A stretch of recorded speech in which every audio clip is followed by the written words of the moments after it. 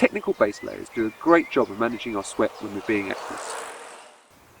Summer base layers wick moisture rapidly across your body, accelerating evaporation and therefore cooling you down.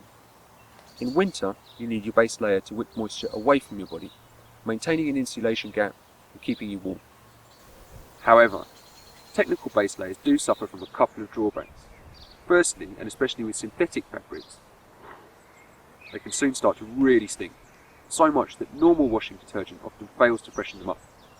Secondly, a base layer's wicking performance can actually be inhibited by normal fabric detergents, and especially fabric conditioners. Nikwax has a range of solutions to these problems, depending on how you prefer to do your washing. All these products remove and prevent odour build-up, whilst also improving wicking performance for faster evaporation. BaseWash for synthetics and Wool Wash for woolen base layers go into your detergent drawer and are used instead of your standard detergent. These are a good option if you're washing a lot of base layers at the same time.